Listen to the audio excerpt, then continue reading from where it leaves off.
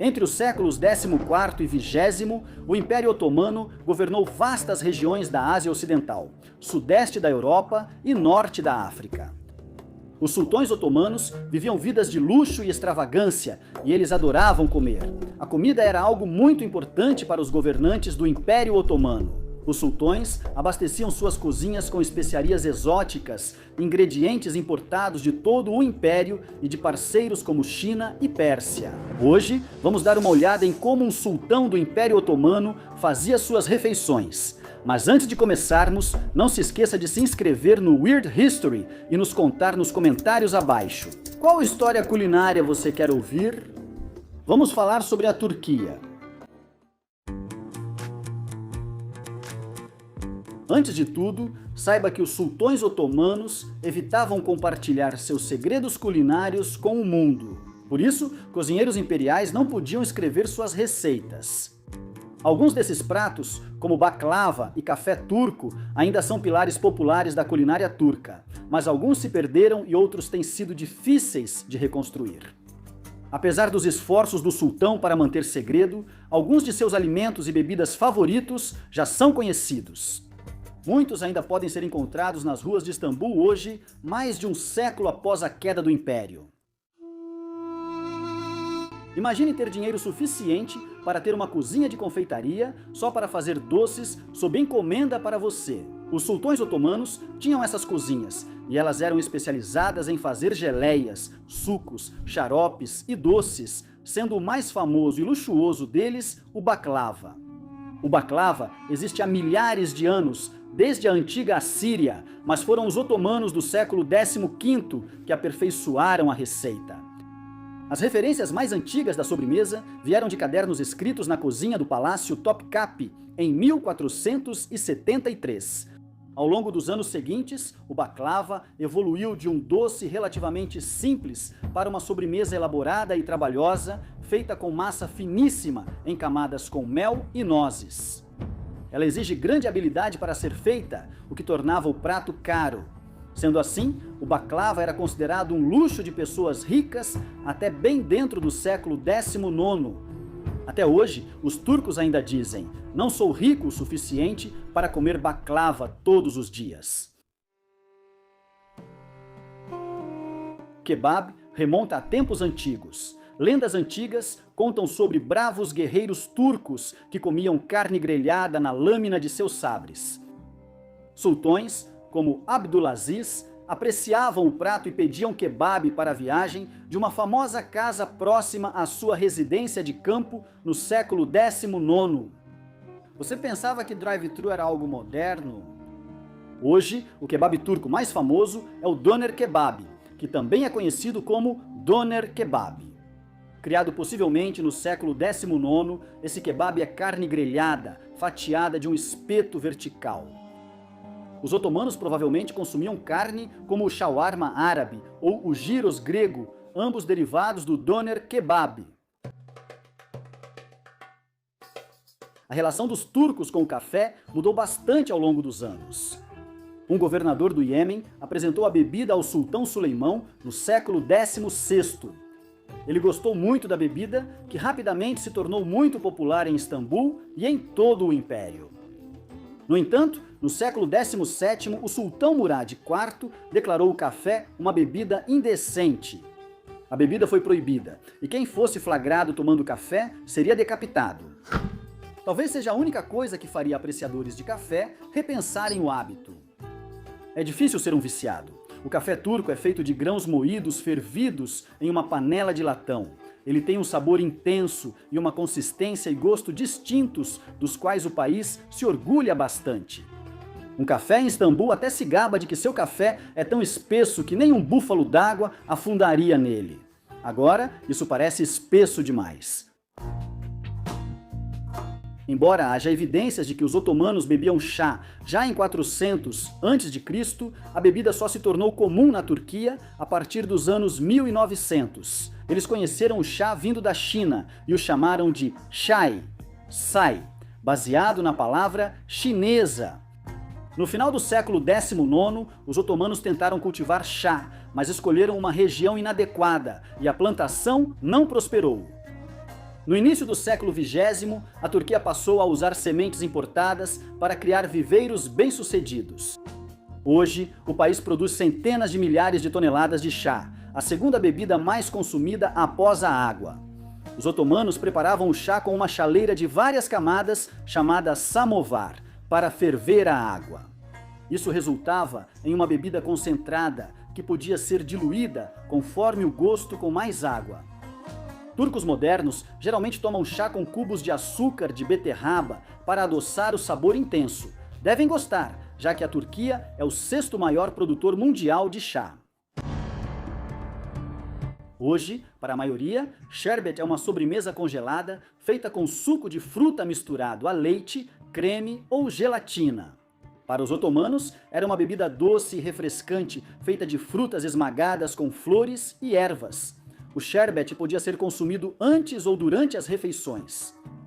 O sherbet otomano tinha várias formas de preparo, mas uma receita recomendava misturar água de nascente gelada a um xarope de pera, marmelo, pêssego, maçã e damasco. No século XVII, a Inglaterra passou a produzir seu próprio sherbet, com pós importados do Império Otomano. Como os otomanos podiam misturar xarope com água, gelo ou neve, a palavra sherbet, derivada de um termo que significava beber, frequentemente era traduzida para o inglês como xarope. Historiadores divergem sobre se Barak surgiu na Turquia ou em outra região do leste do Mediterrâneo. Seja como for, era um dos favoritos dos sultões otomanos desde os tempos de Mehmet, o Conquistador, no século XV. Massa folhada salgada, presente em formatos como quadrados, triângulos e crescentes, recheada com queijo, vegetais ou cordeiro. Barak ainda continua popular hoje em dia, porém o prato mudou bastante ao longo dos anos. O barak preferido de Mehmed provavelmente tinha frango. Depois, os sultões comiam barak recheado com ingredientes raros importados, como castanhas, damascos secos, tâmaras e carne moída, como no banquete diplomático de 1649. Salap é uma bebida quente e leitosa feita de orquídeas moídas. O ingrediente principal da bebida era a farinha de salap, feita ao moer raízes secas de orquídeas selvagens da Anatólia. Essa farinha, tida como afrodisíaca, era misturada com água de rosas, leite e açúcar. Para criar uma iguaria doce e deliciosa, que os otomanos adoravam, a bebida continua sendo incrivelmente popular na Turquia. Hoje, o país viu grande queda na população de orquídeas selvagens e precisou aprovar leis proibindo sua exportação. Pilaf é um prato de arroz com legumes, carnes e especiarias, cozido em caldo. O pilaf turco, por exemplo, era feito com caldo de carneiro. Embora existam muitas variedades de pilaf turco, todos são preparados de forma que o arroz, idealmente, não grude e possa até mesmo cair da colher. Um grão de cada vez. A história do pilaf na Turquia pode ser rastreada até pelo menos 1404, quando o imperador turco-mongol Tamur o serviu em um banquete. No século XVI, o pilaf de arroz era um alimento básico na culinária otomana e também fazia sucesso entre seus rivais frequentes. No Império Persa, um viajante otomano do século XVII na cidade persa de Tabriz registrou 40 tipos diferentes de pilaf. A cidade foi ocupada pelos otomanos diversas vezes antes. Pratos recheados eram especialmente populares entre os otomanos. Na verdade, um segmento inteiro da culinária otomana era focado em dolma, que são alimentos recheados, e sarma, que são alimentos enrolados. O romance teve início em 1453, quando os turcos tomaram Constantinopla e o sultão Mehmet passou a apreciar vegetais recheados com carne. O sultão foi o primeiro a aprovar o prato, que logo se popularizou. Os vegetais mais usados no dolma são berinjelas, cebolas, tomates, abobrinhas e pimentões. Os otomanos aprenderam a enrolar vegetais, arroz e especiarias em folhas de uva, criando o prato sarma, nomeado pelo método de enrolar. O pão era básico na culinária otomana, e o Palácio Imperial tinha fornos próprios. Os otomanos assavam pelo menos 46 tipos diferentes de pão, incluindo uma variedade popular conhecida como Hazik Mek, que era macio, branco e polvilhado com sementes. Receitas indicam que padeiros otomanos usavam suco de funcho na massa. Mehmed, o conquistador, comia pão com gordura animal derretida. No século XV, otomanos mergulhavam pão em creme de grão de bico, com passas, canela e pinhões, considerado ancestral do hummus. Boza é feita fervendo o painço na água, peneirando e adicionando açúcar. Não é uma bebida otomana, sendo até anterior a eles. Por séculos, no entanto, o Império Otomano espalhou a bebida para novos lugares e aumentou drasticamente sua popularidade. A bebida era densa como pudim e tinha álcool pela fermentação do painço. Foi por causa desse teor alcoólico que o sultão Mehmed IV proibiu a boza. Durante o século XVII, uma regra que não era muito popular, nem sempre respeitada. No século XIX, uma versão sem álcool da boza ficou popular e os turcos ainda a consomem, principalmente no inverno. Delícia do sultão é outro nome para Hunkar Beendi, que significa o governante ficou satisfeito. É feito com carne cozida, servida sobre um purê de berinjela. E, de acordo com uma fonte, foi apresentado a Abdulaziz, o 32º sultão otomano, por um cozinheiro africano em meados do século XIX. No entanto, há discordâncias. Fontes afirmam que o prato era especialidade de cozinheiros católicos, franceses ou italianos, do palácio. Seja como for, o nome do prato implica que, independentemente de quem criou a receita, o sultão gostou. Outro prato favorito dos sultões otomanos era marmelo assado recheado com cordeiro. O prato, que une a crocância da fruta assada a um recheio de carne bovina, cordeiro, pinhões e passas, é hoje muito difícil de encontrar. Isso ocorre em parte porque o marmelo é raro e difícil de encontrar.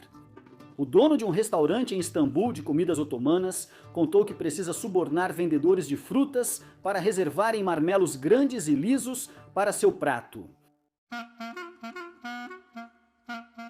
Irã é uma bebida de iogurte salgada que existe antes do Império Otomano.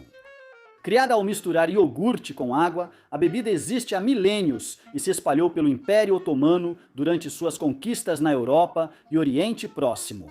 Às vezes considerada a bebida nacional da Turquia, o Irã também é popular no Líbano, Irã e Grécia. O Irã, que combina iogurte ácido e sal, é uma bebida refrescante de verão. Ainda hoje, é tão popular na Turquia que pode ser comprado até em um McDonald's local. A era elisabetana refere-se ao período na Inglaterra entre 1558 e 1603, durante o reinado da rainha Elizabeth I, e muitas vezes é considerada uma espécie de era de ouro para o país. Shakespeare escrevia e encenava suas peças famosas. Exploradores e navegadores estavam circulando o globo e expandindo o império, e a Marinha Britânica ainda conseguiu repelir a infame armada espanhola. E tudo isso é muito bom e interessante, mas vamos ao que realmente importa. Como eles estavam se alimentando? Hoje, vamos ver como era a comida na era elisabetana. Beleza, hora de conferir a lanchonete do Teatro Globe.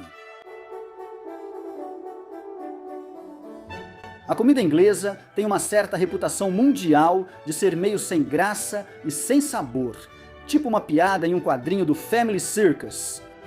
Mas isso não acontecia quando a rainha Elizabeth I governava.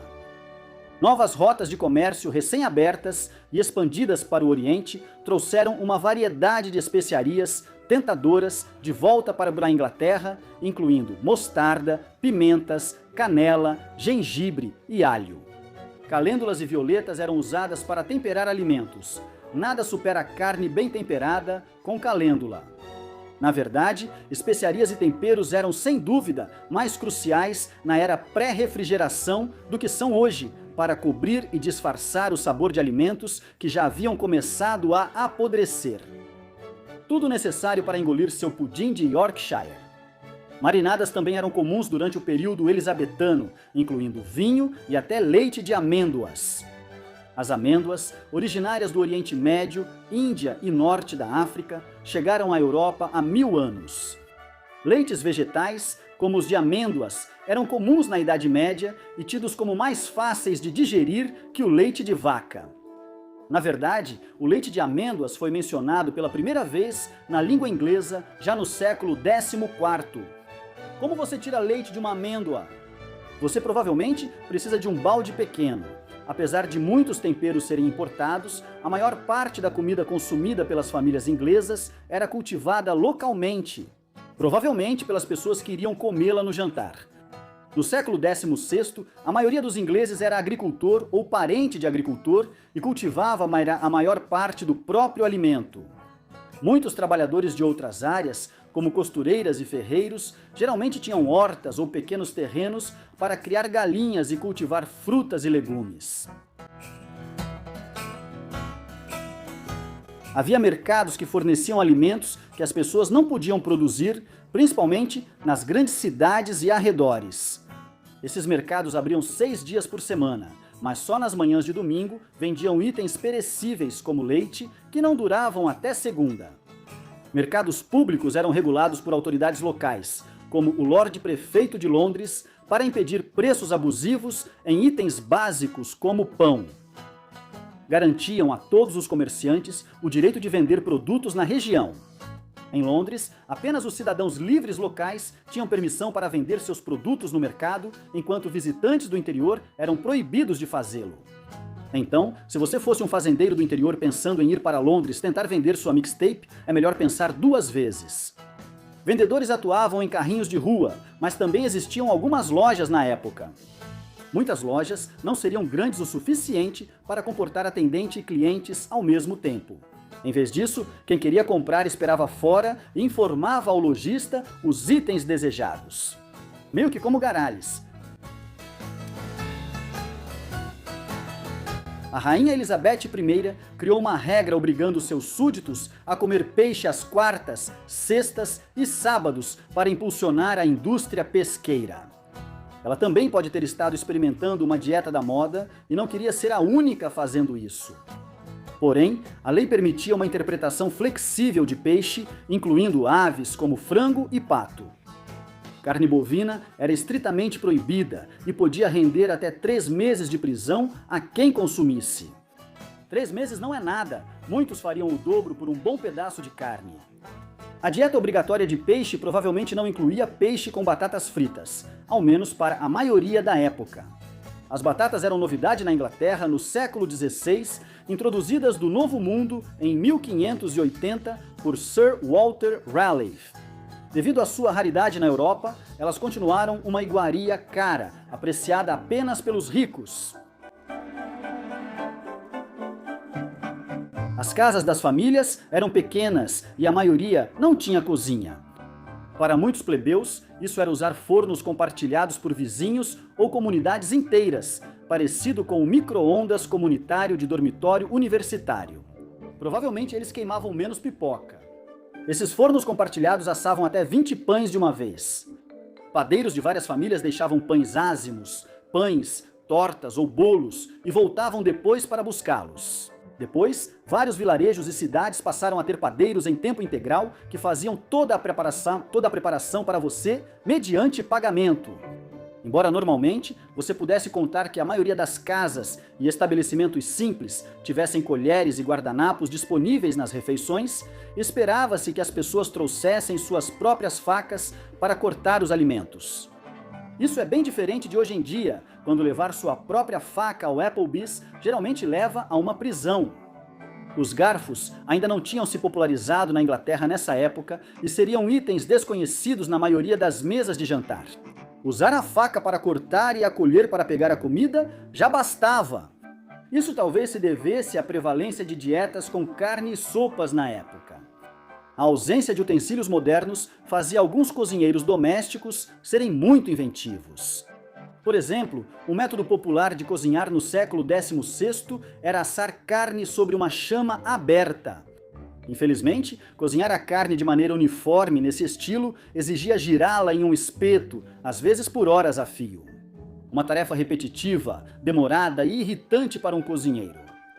Cozinheiros e donos de tavernas criaram um dispositivo parecido com roda de hamster, colocando um cachorro dentro para girar o espeto. Historiadores geralmente concordam que essa é a forma mais adorável de preparar uma refeição. Uma pequena raça de cachorro especializado, com pernas curtas e corpo comprido, conhecida como cão de roda, foi criada especificamente para esse propósito, mas a raça já está extinta há muito tempo. Fora o espeto giratório, a maioria dos cozinheiros da época só podia ferver, assar ou fritar, métodos bem mais difíceis de ensinar a um cachorro. Hoje, consideramos a água potável uma comodidade garantida, mas seria muito mais difícil de obter do que a maioria dos alimentos básicos em uma vila inglesa típica. A água nas áreas residenciais da Inglaterra do século XVI era frequentemente contaminada por doenças como tifo e cólera. Essas doenças eram mal compreendidas, até por médicos, mas muitos sabiam que podiam ser contraídas ao beber água suja. Bebidas alcoólicas como cerveja eram vistas como opção mais segura e divertida. Essas cervejas variavam muito em termos de teor alcoólico. Algumas eram leves para crianças tomarem nas refeições, enquanto as mais alcoólicas, com mais lúpulo, eram preferidas por adultos que queriam se alegrar. Entre os ricos, o vinho era a bebida preferida, tanto por causa de seus sabores sutis, quanto como símbolo de status. Uma taça de vinho podia custar até 12 vezes mais que a mesma quantidade de cerveja. Nem todo mundo tem dinheiro para ficar bêbado com classe.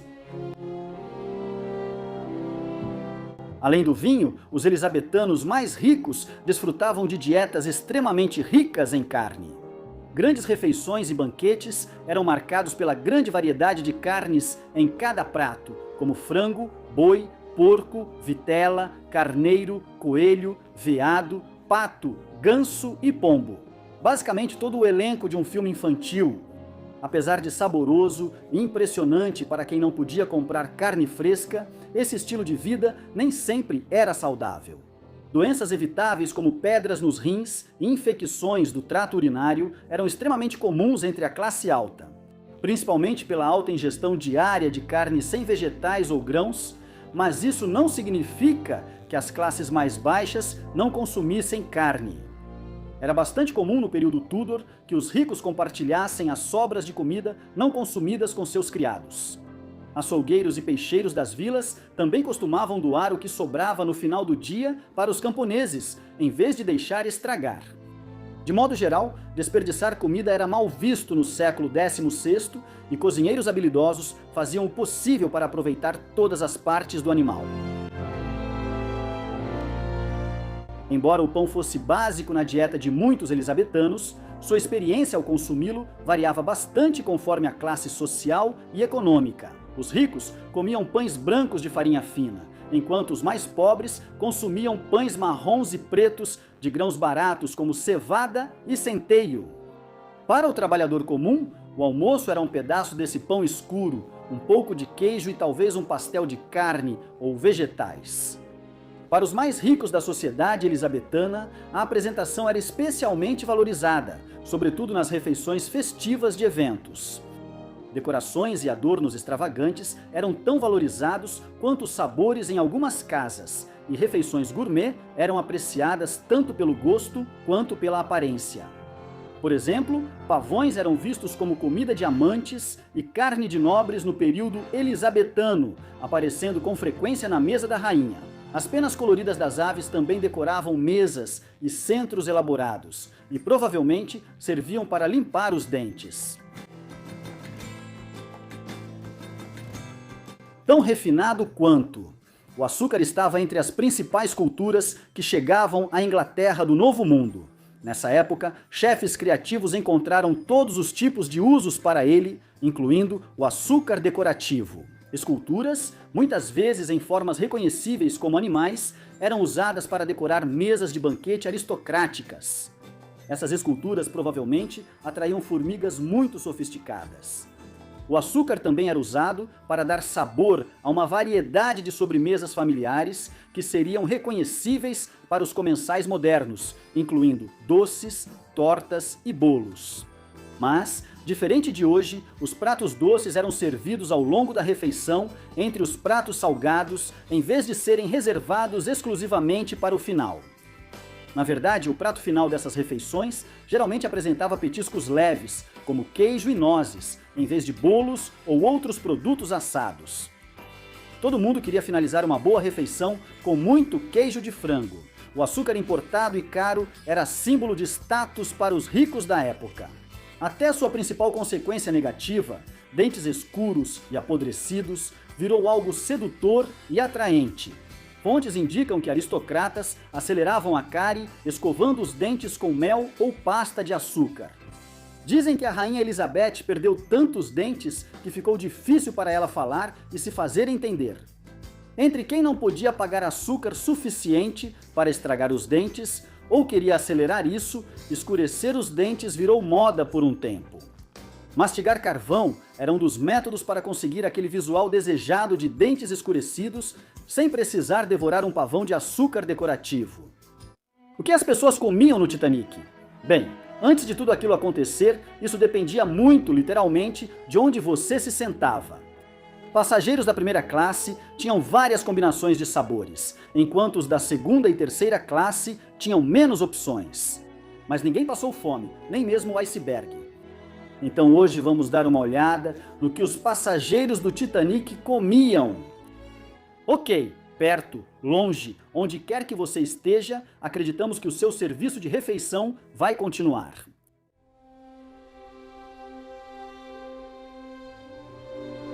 Havia muito sorvete no Titanic, 1.200 litros para ser exato. Uau, ela realmente era o navio mais grandioso já construído.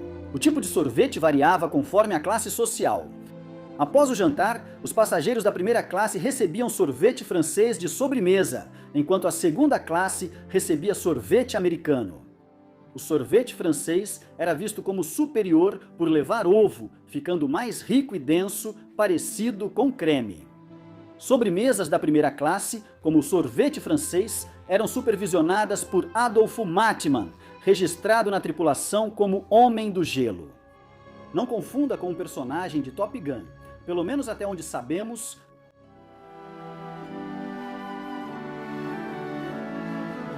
havia 40 mil ovos frescos a bordo do Titanic. Ovos frescos? Quantas galinhas estavam a bordo? Passageiros da primeira classe apreciavam diversos pratos com ovos durante o dia. Ovos fritos, assados, pochê e cozidos estavam disponíveis no café da manhã. E ovo à argenteia, um prato de ovos mexidos que incluía aspargos, era uma opção no almoço. Os passageiros da segunda classe recebiam ovos fritos e presunto grelhado no café da manhã, uma opção semelhante ao que os passageiros da terceira classe recebiam na terceira classe. No entanto, eles simplesmente recebiam presunto e ovos, sem informações sobre como os itens eram preparados.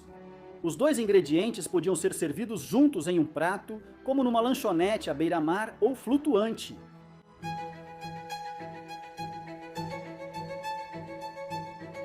Peixes frescos, salgados e secos representavam 15 mil libras do total de alimentos no Titanic. Arenque, salmão, linguado, arinca e anchova eram todos servidos na primeira classe. O mais requintado de todos, os passageiros saboreavam salmão defumado, arenque fresco e filé de arinca no café da manhã. Isso sim é mostrar quem manda no oceano. As opções de peixe no almoço para a primeira classe incluíam anchovas norueguesas, sardinhas simples e defumadas, arenques em conserva e salmão com maionese servidos em estilo buffet. Arenques em conserva, chamados de marinados ou desempregados, eram deixados de molho em vinho ou vinagre antes de cozinhar e servidos frios. Salmão com maionese é exatamente o que o nome indica. No fim do dia, passageiros da primeira classe jantavam salmão com pepino e molho musseline, semelhante ao holandês, como um dos pratos antecipados. Camarão e ostras também estavam na primeira classe. Na segunda classe, peixes como Yarmouth bloaters, um tipo de arenque defumado a frio, eram servidos no café da manhã e jantar. No jantar, passageiros da segunda classe saboreavam arinca assada, com molho picante de açúcar mascavo, cebola, extrato de tomate, mostarda, pimenta e molho inglês. Os passageiros da terceira classe tinham uma opção de peixe por dia, arenque defumado no café da manhã, e qualquer um que reclamasse disso provavelmente era jogado ao mar.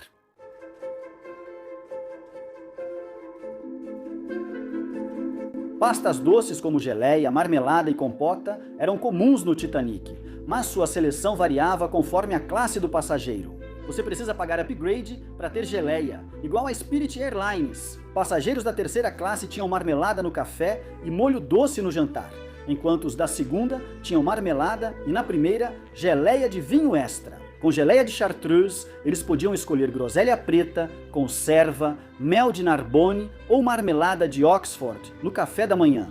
A marmelada de Oxford, versão de Frank Cooper da tradicional pasta britânica, era feita de laranjas, xarope, açúcar e pectina. Todas essas pastas doces teriam sido consumidas com pão fresco, algo que todos a bordo do Titanic podiam encontrar em abundância.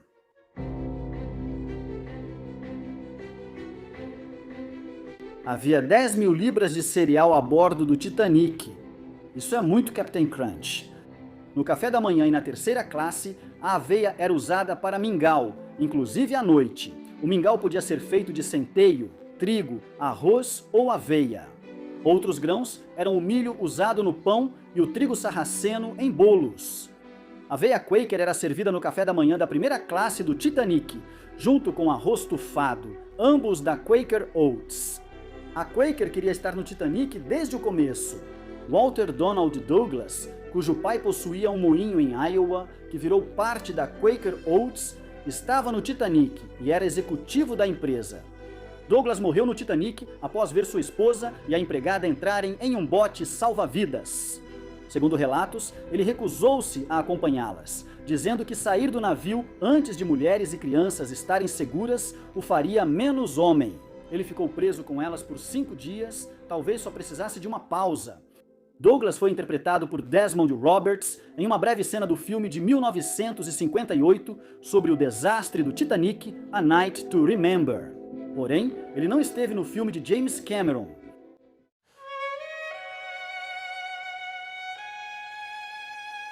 Com 1.000 quilos de uvas no Titanic, havia bastante para todo mundo. Frutas frescas, como uvas de estufa, eram servidas no café da manhã da primeira classe e nas refeições da segunda classe. Mas claro, as uvas eram servidas de forma diferente. Na primeira classe, os passageiros recebiam uma tesoura especial para elas. Havia de 100 a 1.500 pares dessas ferramentas especiais de jantar a bordo. O Titanic não queria que os Astor torcessem os dedos ao pegar uvas. Enquanto isso, passageiros da segunda classe precisavam tirar as uvas do cacho com as mãos. Além de 450 quilos de uvas, o Titanic tinha 180 caixas de laranjas, 50 caixas de limões e 50 caixas de toranjas. O homem do suco, Jay Cordish, estava a bordo. Frutas eram servidas aos passageiros da primeira, segunda e terceira classe, em várias refeições por dia para as classes mais altas. Com 16.300 quilos de maçãs a bordo, os passageiros da primeira classe eram servidos com maçãs assadas pela manhã, maçãs ao merengue no almoço e purê de maçã no jantar com pato assado. Mas, se os comensais quisessem algo diferente, podiam comer pêssegos em gelatina de chartreuse como sobremesa frutada. O Titanic servia pêssegos, açúcar, licor chartreuse com gelatina, além de canela, cravo e suco de limão. Pode até ter sido servido com sorvete francês. Na segunda classe, havia frutas nas 3 refeições, porém menos elaboradas. Na terceira, frutas eram servidas apenas no jantar, sem detalhes sobre a forma de apresentação. Quem sabe, talvez a tripulação só tenha jogado maçãs. Sobre doces, o Titanic oferecia uma boa variedade de pudins aos passageiros. Na primeira classe, o pudim de creme, que é parecido com crème brûlée, era feito com ovos, açúcar, leite e vários sabores e servido no almoço. Enquanto isso, o pudim Waldorf, que tradicionalmente incluía frutas e nozes misturadas em um pudim de baunilha, era uma opção de sobremesa no jantar. A segunda classe almoçava pudim de tapioca e jantava pudim de ameixa, já a terceira só recebia pudim de ameixa. Mas, para ser justo, você nunca realmente se contenta com pudim. Pudim é sempre bem-vindo. Na primeira classe, a sopa era um dos vários pratos do jantar. Na terceira classe, o super ensopado era o prato principal. Consommé Fermier e Coqui. Lick abriram o almoço na primeira classe em 14 de abril, o último dia do navio condenado. Enquanto as opções de sopa eram creme de cevada ou consommé Olga. Consommé Fermier provavelmente era um caldo de legumes, porque fermier significa fazendeiro em francês, a menos que, é claro, fosse sopa de fazendeiro. Provavelmente não, mas, talvez. Coq Lick levava alho poró, caldo de frango, um pouco de arroz ou cevada e creme de cevada como tempero. A sopa provavelmente era feita com caldo de carne ou de frango, cevada, legumes picados e bastante creme de leite fresco. Consommé Olga era uma opção mais leve, feita com caldo de carne, purê de tomate, legumes e carne bovina. Passageiros da segunda classe almoçavam sopa de ervilha, os da terceira, sopa de arroz à tarde. O jantar não tinha arroz, só a sopa mudou. Cadê a criatividade, chefe Titanic?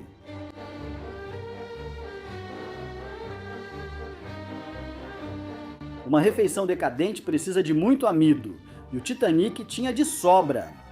Você sabia que teria um trocadilho com o barco? Não fique bravo, o Titanic levava 40 toneladas de batatas. No café da manhã, a primeira classe podia escolher entre purê, batatas salteadas ou assadas, semelhante às opções de purê e fritas da segunda classe. A segunda classe também podia comer American Dry Hash au gratin, uma mistura coberta e gratinada de carne enlatada, batatas, manteiga e queijo. A terceira classe tinha uma opção de batata no café da manhã. Batatas assadas com casca, também conhecidas como batatas assadas. Que tipo de casaco? Não sabemos, provavelmente só para membros. O jantar na terceira classe podia incluir batatas cozidas com carne e legumes. No almoço, a primeira classe mais uma vez ofereceu opções de batatas, purê, fritas ou assadas. No jantar, passageiros da primeira classe comiam filé mignon lírio, servido sobre batatas amanteigadas. Outra opção de batata incluía batatas chateau, batatas em formato oval, frequentemente servidas com molho béarnaise. Havia mais opções de batatas, como parmentier e novas cozidas, servidas em cubos e inteiras. No Titanic, o lema poderia ser: você nunca estava longe de uma batata. Enquanto isso, a variedade de pães no Titanic refletia a diversidade das influências culinárias do navio e de seus passageiros. Enquanto o Titanic partia com 1000 pães, a equipe da cozinha assava pão fresco diariamente e servia em todas as refeições para todas as classes. Na terceira classe, serviam pão fresco, manteiga e um pão sueco no café da manhã, cuja receita exata é desconhecida. No jantar, era servido pão fresco e biscoitos de cabine, um tipo de bolacha também presente na ceia. No chá, passageiros da terceira classe comiam pão fresco, manteiga, carne fria, queijo e picles. Passageiros da segunda classe recebiam biscoitos no almoço e jantar, e scones, bolos de trigo sarraceno, além de pãezinhos vienenses e de grão no café da manhã. A primeira classe desfrutava de opções de pães semelhantes, com opções adicionais de scones de uva passa e pão de milho disponíveis. Um prato exclusivo da terceira classe era a dobradinha, feita do revestimento do estômago de animal. No Titanic, o prato era frito e servido com cebolas, deixando o hálito com aroma rústico de fábrica de cachorro quente. Enquanto isso, lá na primeira classe, cordeiro e carneiro eram servidos no café da manhã. Os passageiros da primeira classe também podiam pedir costeletas de carneiro, grelhadas na hora, tanto no café da manhã quanto no almoço. Jantar de cordeiro com molho de hortelã foi servido à primeira e segunda classe em 14 de abril, horas antes da colisão com o iceberg. Passageiros da terceira classe não receberam cordeiro ou carneiro em nenhum momento. Você não pode servir cordeiro na terceira classe. O que a rainha pensaria? Ao todo, havia 34 mil quilos de carne fresca no Titanic, o que significava muitos cortes de carne bovina. Na primeira classe, os passageiros podiam escolher entre filé, mignon e contrafilé de boi em cada refeição. No almoço, passageiros da primeira classe saboreavam rosbife ou carne temperada. além de frios e bifes de contrafilé sob encomenda. No jantar da segunda classe, o rosbife era servido com língua de boi e salsicha no almoço. Nada como carne acompanhada de mais carne, talvez até um pouco mais ao lado. Mas na terceira classe, a única opção de carne era rosbife com molho escuro. Carne, batatas, sopa, legumes e um bom pudim de ameixa já seriam mais que suficientes, até extravagantes. Outras carnes na primeira classe eram rins, bacon e presunto, servido de ao menos 4 formas. Foram servidos no navio 3.400 quilos de presunto e bacon e 11.300 quilos de aves, incluindo carne enlatada, frango e peru. O Titanic oferecia carne kosher entre as opções populares de refeição na segunda classe. Talvez devessem ter levado menos carne e mais botes salva-vidas, apesar de alguns cortes servirem como jangada curiosa. Quando a peste negra chegou à Europa no século XIV, médicos passaram a crer que certos alimentos transmitiam doenças e outros traziam saúde, mas nem sempre estavam corretos. Essas crenças influenciaram a cultura alimentar medieval e ainda moldam como muitas partes do mundo vivem e se alimentam hoje. Hoje vamos ver algumas coisas que você não vai acreditar que europeus comeram durante a peste. Ok, espero que você esteja com apetite, porque vamos mergulhar em uma história estranha.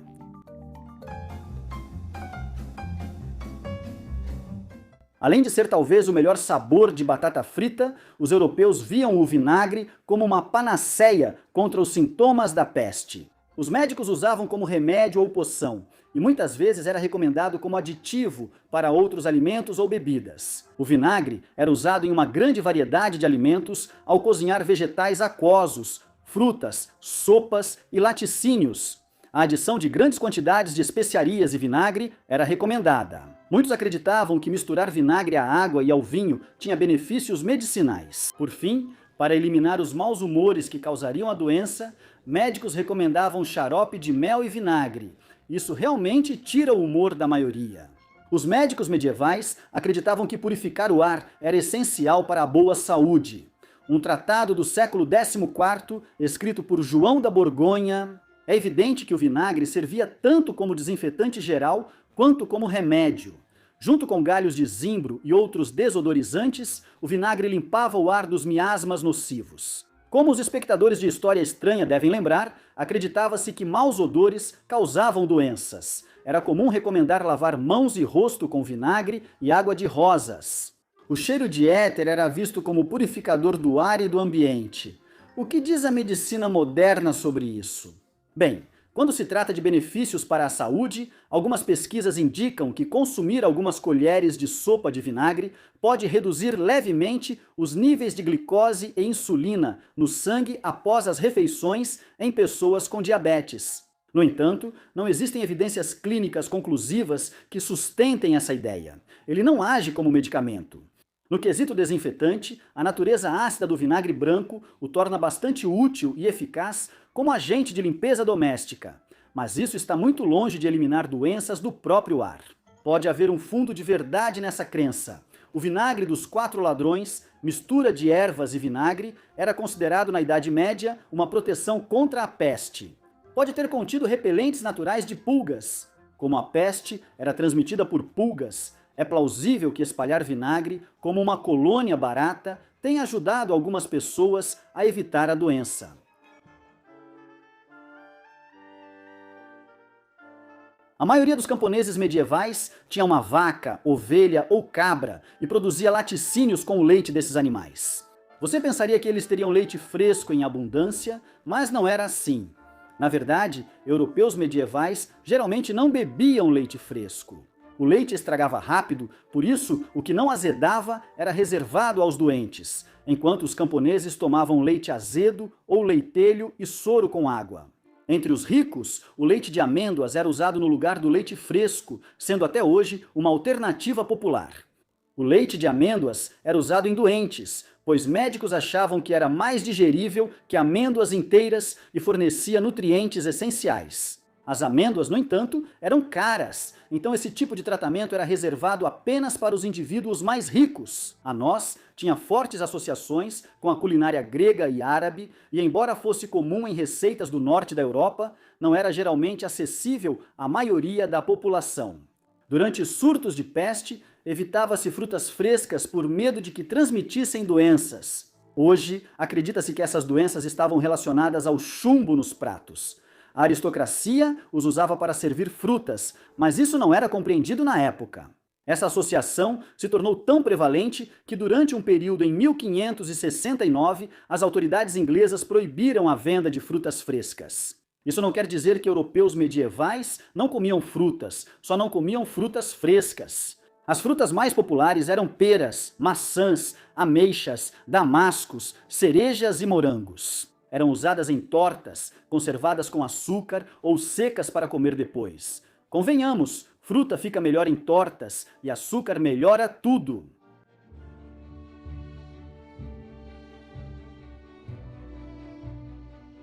Assim como com frutas frescas, europeus medievais temiam vegetais crus, pois achavam que causavam doenças. Curioso que não tinham problema com vegetais cozidos. Já sentiu o cheiro de uma panela de couve de Bruxelas? Em 1500, o livro de receitas. O Boca de Carvina alertava cozinheiros sobre saladas verdes e frutas cruas, pois elas vão deixar seu patrão doente. Se era alguém importante para você, era um bom conselho. Era sensato para os europeus medievais cozinharem vegetais, pois isso impactava a saúde pública, mesmo que errassem nos detalhes. Historiadores acharam registros de vendedores limpando produtos com saliva antes da venda, prática que durou até o fim do século XVIII. Talvez o cara cuspindo no Big Mac só quisesse lavar a alface.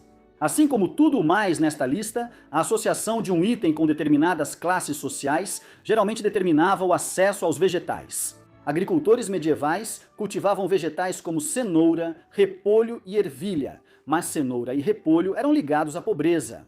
O ditado "viver de cenouras" dizia que não havia mais nada para comer. As cenouras melhoraram sua reputação após o molho ranch.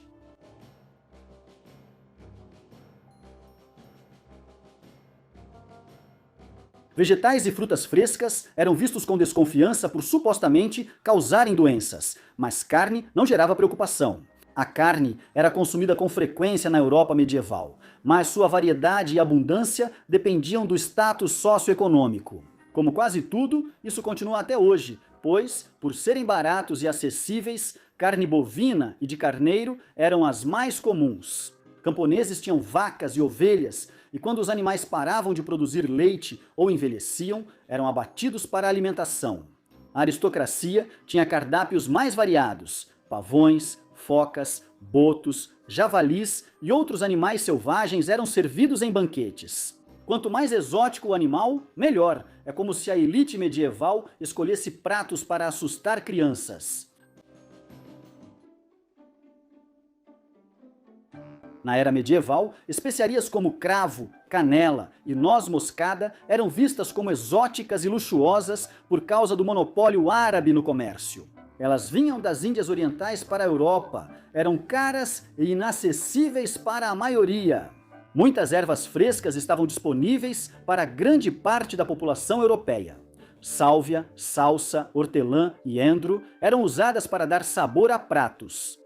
Também eram ingredientes importantes em medicamentos e tratavam todo tipo de enfermidade. O coentro era usado para aliviar febres, o anis servia para curar flatulência e o alecrim supostamente ajudava a evitar pesadelos. A ciência moderna não confirma a maioria dessas associações, mas é preciso tentar algo para curar essa flatulência.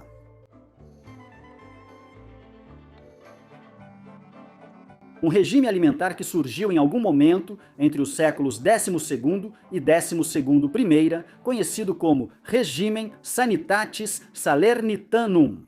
Dava muita ênfase ao consumo de vinho e cerveja, fazendo pensar se isso não foi invenção de gordinhos medievais. Nutricionistas amadores ainda adotam esse regime hoje, principalmente em eventos esportivos e feriados. Também valorizava ensinar a escolher bons vinhos e cervejas para promover um estilo de vida saudável. As pessoas costumavam tomar cerveja no café da manhã e vinho temperado no jantar. Para curar o excesso de vinho da noite anterior, recomendava-se beber algo pela manhã. Embora a maioria das bebidas alcoólicas fosse diluída em água, os europeus ainda preferiam vinho e cerveja em vez de água, durante toda a época. As pessoas bebiam água na era medieval, desde que viesse de boas fontes. Elas só tendiam a preferir as alternativas. Para ser sincero, isso não mudou muito. Havia critérios para escolher os melhores vinhos e cervejas, pois os errados eram vistos como risco à saúde.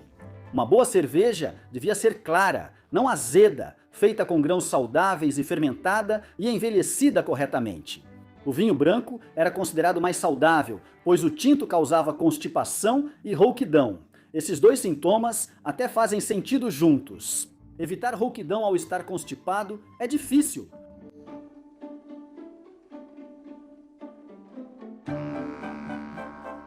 Os camponeses daquela época comiam cerca de 1,5 quilos de grãos por dia. Isso parece muito, mas faz sentido ao notar que consumiam de várias formas. Essas formas incluíam coisas como pão, mingau grosso e cerveja. Na verdade, ao comer mingau, os camponeses às vezes usavam fatias de pão escavadas, como tigelas, tipo um panera antigo. Os médicos até usavam pão para se proteger contra a peste. O escritor Bengt Knudsen relatou que carregava pão ou uma esponja embebida em vinagre quando visitava os afetados. Knudsen segurava o pão diante do nariz para bloquear os vapores contagiosos. Era como o equivalente medieval de uma máscara cirúrgica, exceto que a máscara era um pedaço de pão molhado que realmente não fazia nada além disso. Eles são iguais.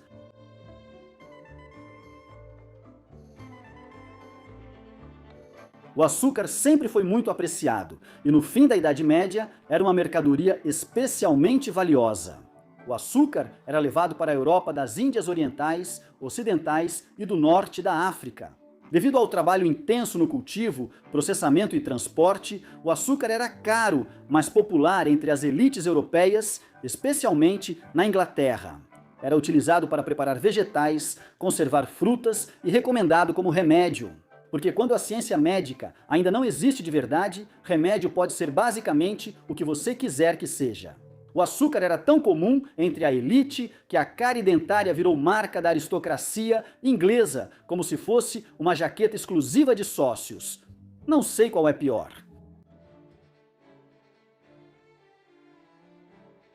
Durante a peste, os europeus comiam um mingau grosso feito de grãos, às vezes servido com legumes. Mingau e papa eram alimentos básicos principalmente para os europeus economicamente desfavorecidos. Durava muito e podia ser misturado a qualquer alimento, funcionando como entrega de nutrientes. Não era gostoso nem divertido, mas cumpria sua função. O prato inspirou a cantiga. Mingau de ervilha quente, mingau de ervilha frio, mingau de ervilha na panela. 9 dias, velho! Leitores de Dickens podem lembrar do mingau como o prato miserável que Oliver Twist pediu mais uma vez. O ensopado era uma variação comum, sopa espessa de grãos, vegetais e carne, às vezes servida sobre uma grossa fatia de pão chamada trencher. Como camponês, você precisa de muitos carboidratos, quase como um ator de filme de super-herói.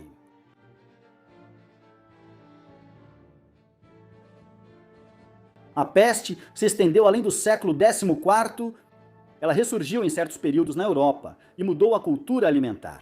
Nos anos 1600, a limonada popular pode ter ajudado a evitar a peste em Paris. Como assim? O escritor gastronômico Tom Nellon sugere que as cascas de limão explicam compostos químicos misteriosos e ajudaram a eliminar pulgas que transmitiam a doença. Quando ratos em Paris mastigavam cascas descartadas nas ruas, isso também podia afastar pulgas. Na década de 1670, uma nova onda se espalhou, mas Paris foi novamente poupada, reforçando a teoria das cascas de limão. Curiosamente, europeus valorizavam quase todos os alimentos por motivos medicinais, mas não consumiam limonada pelos benefícios à saúde. A nova bebida era só uma moda que talvez tenha protegido uma cidade inteira. Vai entender. Durante os períodos republicano e imperial, Roma foi uma das culturas mais dominantes da história do mundo. Esse domínio se baseava principalmente na força militar das legiões romanas, mas se os legionários impulsionavam Roma, o que impulsionava os legionários? Bem, Hoje vamos dar uma olhada no que os soldados romanos comiam. Beleza, hora de devorar um pouco de história estranha, porque as menções à carne são poucas e raras. Nas histórias da época, formou-se um equívoco popular de que os soldados romanos eram vegetarianos. Nada poderia estar mais longe da verdade, exceto talvez pensar que eram veganos. Acredita-se que a carne fornecia cerca de 1/4 das calorias na dieta dos soldados romanos. As legiões romanas costumavam manter gado para abate e recebiam uma pequena ração de carne do governo, geralmente uma libra de bacon. A quantidade exata que Vanilla Ice depois cozinharia com Suca MCS. No entanto, sem refrigeração, essa ração não duraria muito.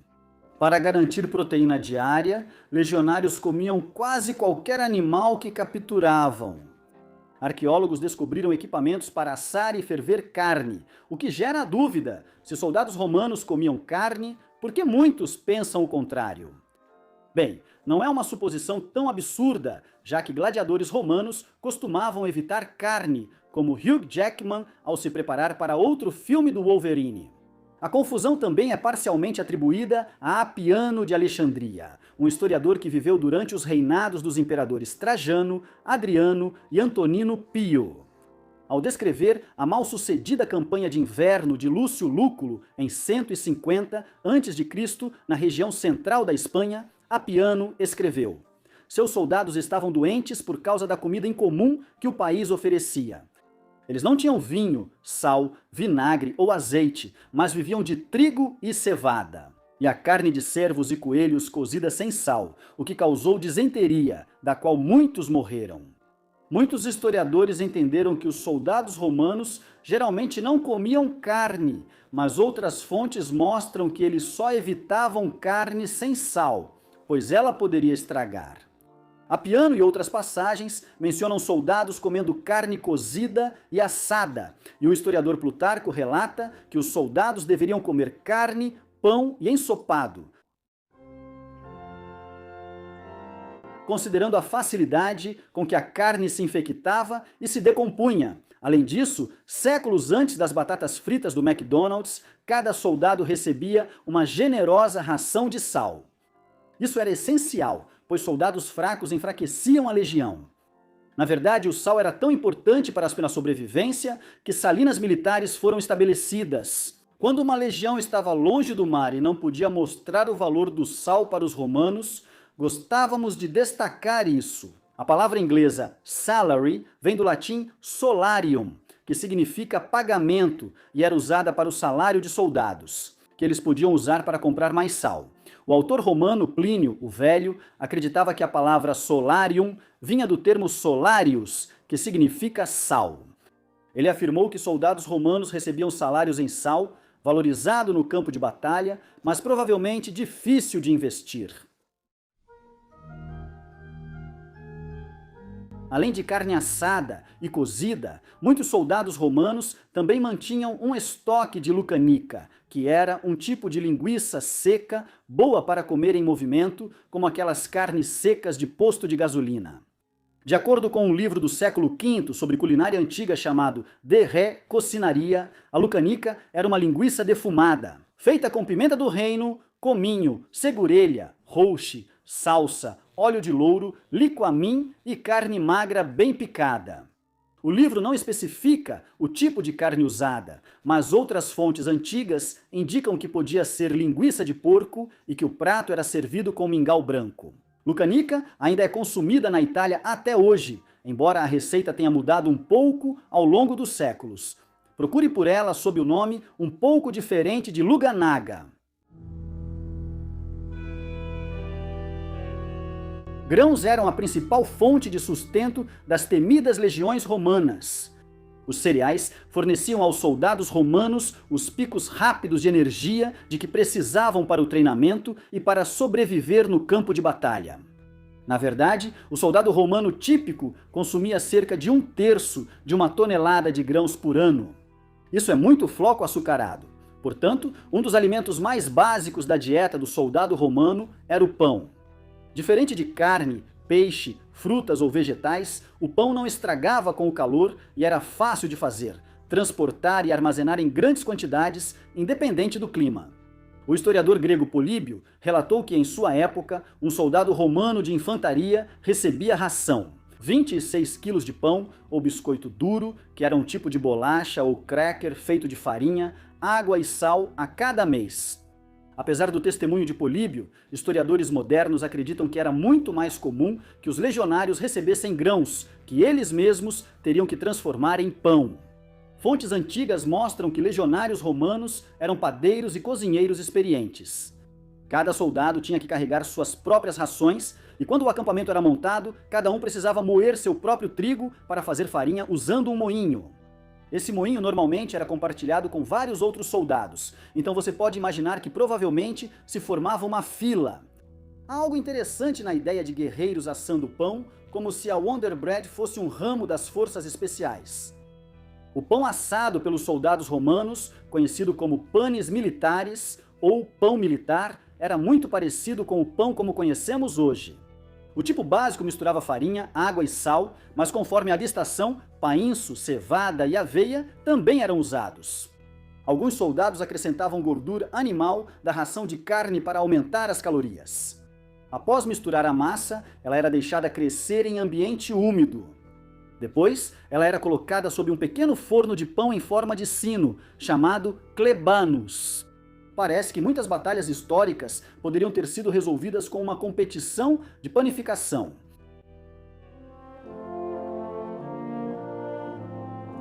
Os legionários não ganhavam grãos só para pão, mas também para fazer mingau, que é basicamente pão molhado. Então, segurem os aplausos.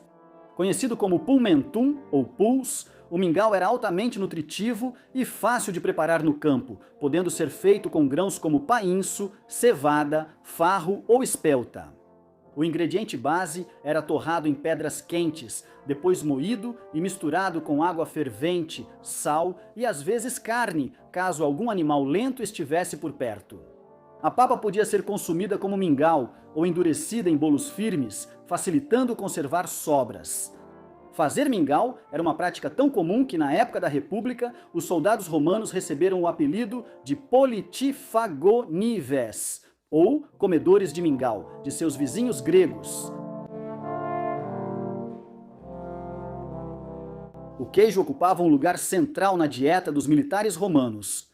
A ração diária de um legionário normalmente incluía uma onça de queijo duro, ou, como os romanos chamavam, queijo seco, conhecido como pecorino. Pecorino significa ovelha em italiano, então já dá para imaginar sua origem.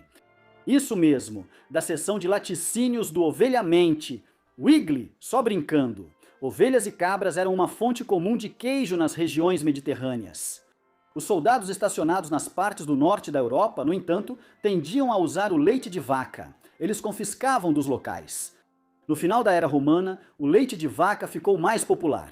O queijo era consumido porque sua gordura ajudava na resistência a doenças e maior longevidade. Muitos soldados tinham seu próprio gado, tornando barato e prático fazer queijo com o leite dos próprios animais. Os romanos apreciavam tanto queijo que costumavam ensinar os povos conquistados a produzi-lo. Você consegue imaginar? Sua aldeia é destruída em um cerco e agora seus captores o obrigam a fazer cursos de fabricação de queijo, geralmente para recém-casados em lua de mel. A guerra realmente é um inferno. Diferente de uma criança de 5 anos, soldados romanos gostam de vegetais. Infelizmente, os vegetais tendem a estragar rapidamente e não são fáceis de transportar. Então, se as legiões queriam vegetais, geralmente tinham que, roubá-los. Os fazendeiros simplesmente tinham que conviver com a possibilidade de que, em qualquer dia, um exército pudesse aparecer em suas terras e levar parte ou até toda a sua colheita. É um fato histórico que você simplesmente não podia dizer não à legião romana. O tipo de vegetais consumidos pelo exército romano ainda é um pouco misterioso. Historiadores acreditam que os soldados não eram muito exigentes. Quando se tratava de vegetais, se fosse comestível, os legionários provavelmente estavam dispostos a comer. Dito isso, seja lá o que eles estivessem comendo, não parecia ajudar a evitar o escorbuto, já que relatos da doença eram bastante comuns. Acho que eles deveriam ter saqueado pomares de cítricas. Então, com toda essa carne, queijo e grãos para comer, os soldados obviamente precisavam de algo para acompanhar tudo isso, e esse algo era, normalmente, posca era vinho estragado ou vinagre com água, às vezes misturada com ervas, sal, suco de limão ou frutas para melhorar o sabor. ênfase no um pouco. A posca era normalmente associada a escravos, pobres e soldados de baixa patente. Na verdade, era tão fortemente associada ao homem comum que generais e outros oficiais de alta patente frequentemente bebiam posca com os soldados comuns como um gesto de solidariedade. É como um dono de fábrica antigo ganhando pontos ao dividir cerveja barata de Milwaukee com os trabalhadores. A posca era conhecida como um gosto adquirido, mas surpreendentemente refrescante. Como bônus, ela tinha a capacidade de desinfetar água imprópria para consumo. Na verdade, isso faz parecer que você não devia beber, não é? Claro, quando se tratava de beber, os soldados romanos geralmente queriam algo um pouco mais forte do que posca, ou seja, vinho. O vinho deveria ser bebido em dias alternados com a posca, mas os soldados tinham o hábito de exagerar. Os legionários gostavam tanto de vinho que, muitas vezes, generais precisaram decretar limites para evitar que se embriagassem demais. Romanos gostavam tanto de vinho que plantavam vinhedos onde iam. A cerveja, popular entre celtas e tribos germânicas, era vista como bárbara e inadequada para legionários romanos. O sentimento, no entanto, não era recíproco. Os celtas e tribos germânicas valorizavam tanto o vinho romano que trocavam um escravo por jarro, mesmo sem ser vinho de qualidade. O vinho dos guerreiros romanos era de qualidade inferior ao consumido pelo imperador, nobres e senadores. Enquanto feridos ou doentes às vezes provavam safras melhores, o soldado comum bebia algo quimicamente mais próximo do vinagre. Dito isso, os soldados definitivamente não reclamavam. Ainda era melhor que posca, geralmente mais seguro de beber que a água do campo e atuava contra patógenos e bactérias. Com certeza brindaríamos a isso. Não deve ser surpresa que os europeus medievais tinham grandes celebrações de Natal. Os banquetes de Natal medievais eram mais do que simples refeições. Eram ocasiões para servir pratos elaborados com ingredientes luxuosos e exóticos. Então, hoje, vamos dar uma olhada no que as pessoas da era medieval comiam durante os banquetes de Natal. Na era moderna, o nome cabeça de javali é amplamente associado a frios, mas, na era medieval, eles eram bem literais. Se alguém falasse cabeça de javali, era literalmente sobre isso. A cabeça de javali era um dos alimentos mais comuns nas festividades do solstício de inverno. Essa tradição, de origem germânica, foi mantida nas celebrações cristãs pela cultura anglo-saxônica. A iguaria era tão associada às festividades de Natal que uma canção bem conhecida foi registrada por volta de 1500, chamada A Canção da Cabeça de Javali. A primeira estrofe diz: "Trago a cabeça de javali, louvando ao Senhor junto com as mãos, com guirlanda, alegria e pássaros cantando. Peço ajuda para cantar. Quem está neste banquete?" Ok, não é Frost, o boneco de neve, mas também não é tão ruim. Na Idade Média, uma ceia de Natal não era completa sem uma cabeça de javali. Nem todos podiam pagar por um javali selvagem.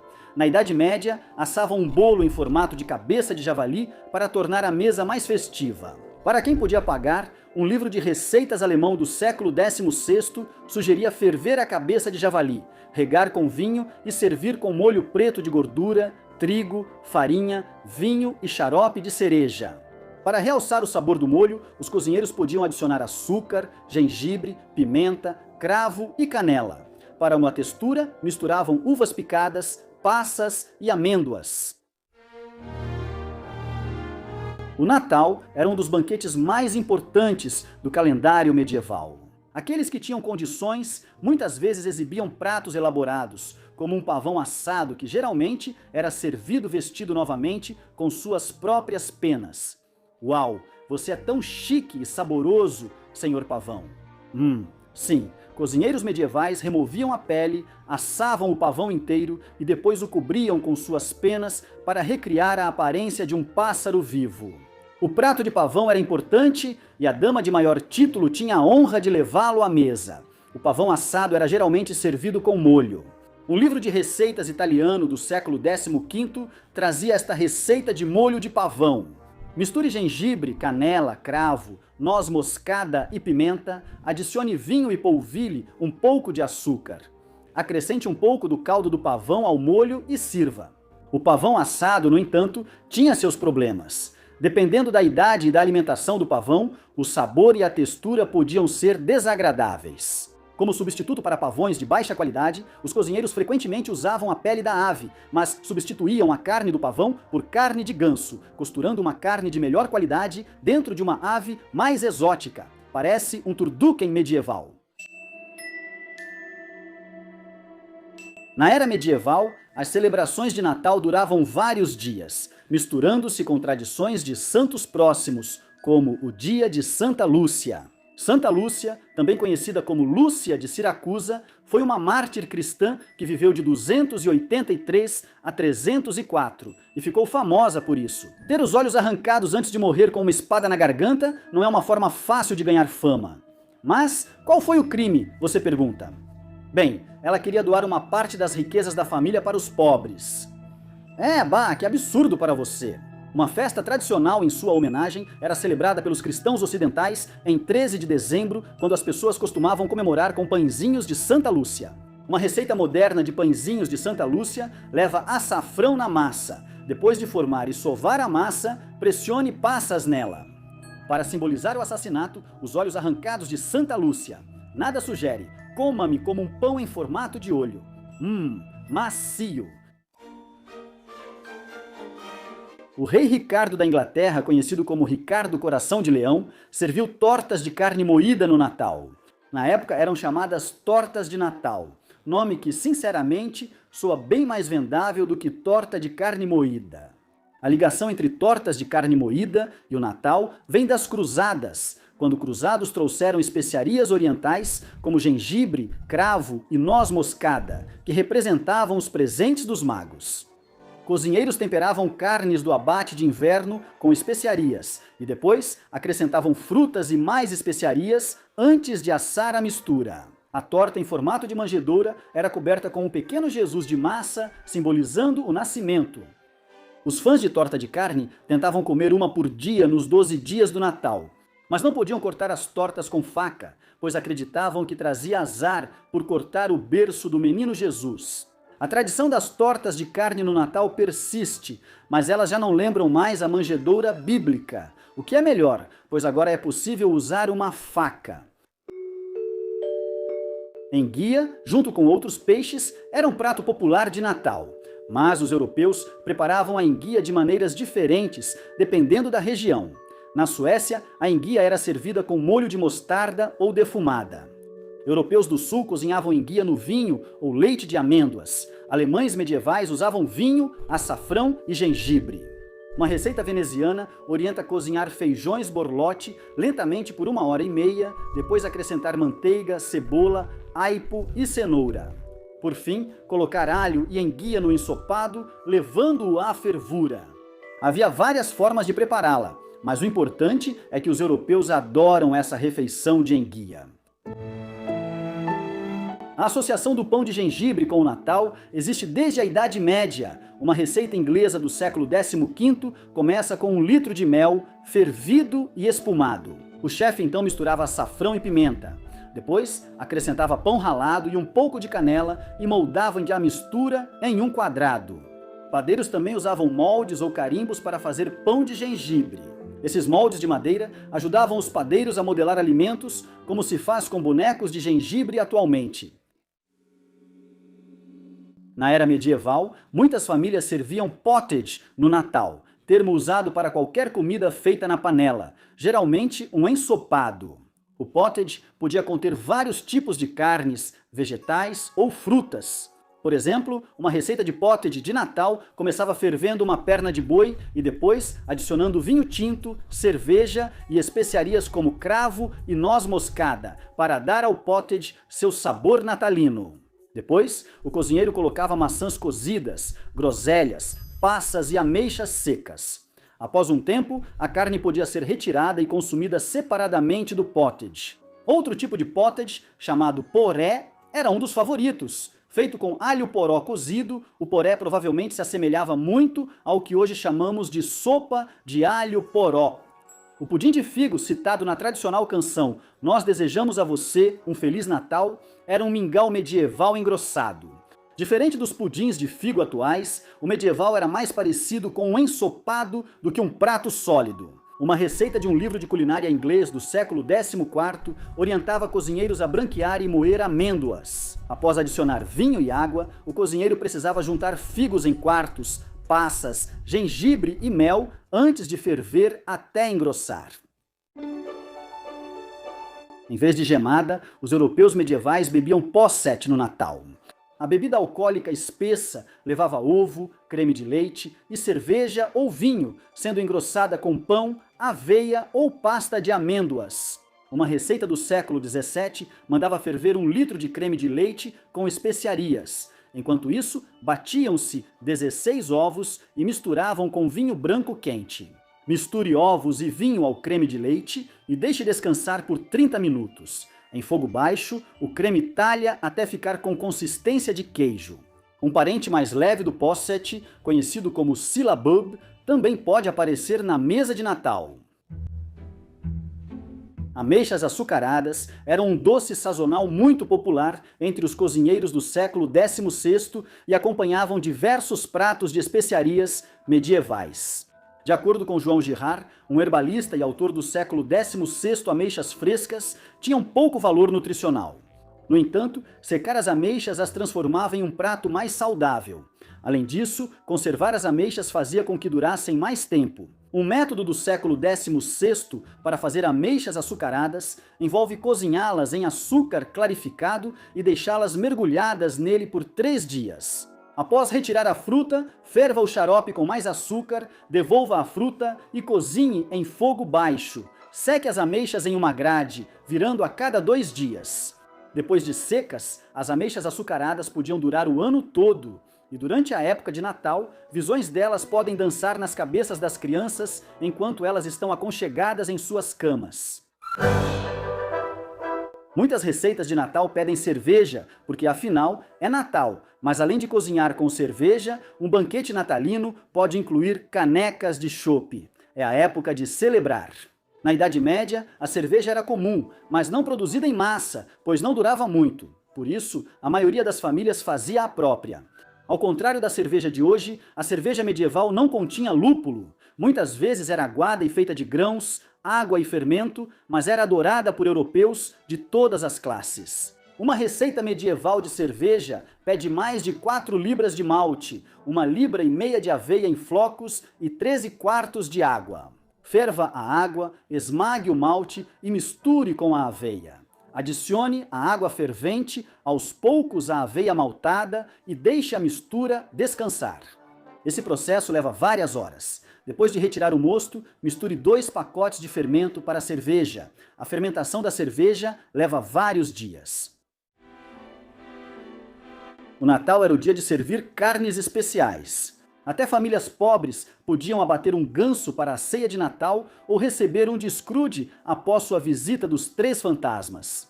Ok, isso não era da era medieval, mas convenhamos, é uma boa referência. Seguindo em frente, uma receita de ganso recheado data pelo menos do século XIV. A receita exigia que o cozinheiro recheasse o ganso com sálvia, salsa, marmelos, peras, alho e uvas e o assasse. Depois de assado, os cozinheiros preparavam e serviam o ganso recheado com um molho feito de gordura, vinho e especiarias doces. Vinhos temperados eram conhecidos por vários nomes: hipócras, piminte e vinho quente. No entanto, um dos tipos mais comuns de vinho na Europa medieval era o clarete. Não era o vinho Bordeaux de alta qualidade de hoje. Vinhos temperados costumavam encerrar banquetes medievais, inclusive no Natal. A maioria era muito simples de fazer, consistindo em vinho, algum tipo de adoçante, que geralmente era mel, e como o nome sugere, especiarias. Nomeada em homenagem à Rainha Vitória, que reinou no Reino Unido de 1837 até sua morte em 1901, a Era Vitoriana foi um período repleto de mudanças de tendências, atitudes e inovações. A própria alimentação fazia parte dessas mudanças, e os vitorianos demonstraram engenhosidade e criatividade nos pratos que preparavam. Os britânicos vitorianos formavam um grupo diverso, com gostos e hábitos variados, e sua alimentação refletia essas sensibilidades. Hoje, veremos o que as pessoas comiam para sobreviver na Inglaterra vitoriana.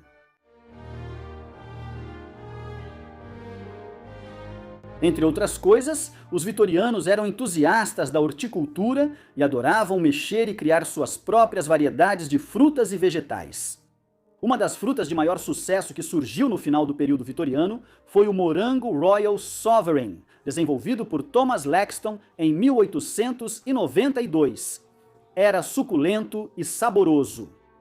Os botânicos do século XIX estavam em uma espécie de missão para desenvolver um morango que fosse tão grande quanto a variedade americana, mas tão doce quanto a variedade europeia.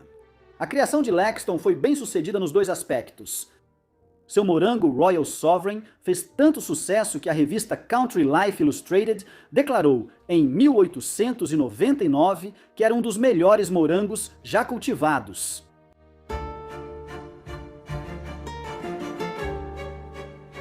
O McDonald's criou o combo Egg McMuffin, o IHOP, o Rudy, Tutti, Fresh Fruit e a Inglaterra vitoriana, o tradicional café da manhã inglês. O café da manhã inglês completo com ovos fritos, bacon, feijão, tomates grelhados e cogumelos ainda é uma refeição popular. Antes da era vitoriana, só os ricos podiam comer ovos e carne no café da manhã. Isso mudou aos poucos no século XIX com a melhora do padrão de vida da maioria da população. No fim da era, até os trabalhadores vitorianos tinham tempo e dinheiro para um café da manhã mais elaborado.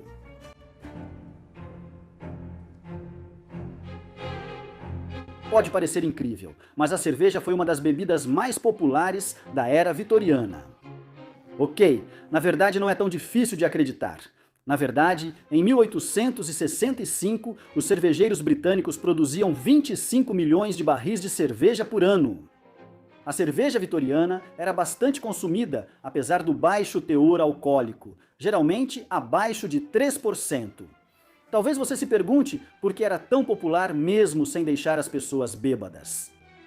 Bem, a verdade é que a água potável da época, especialmente em cidades lotadas como Londres, podia facilmente ser contaminada por esgoto. Beber cerveja era uma alternativa mais segura e bem menos repugnante para os vitorianos que queriam matar a sede.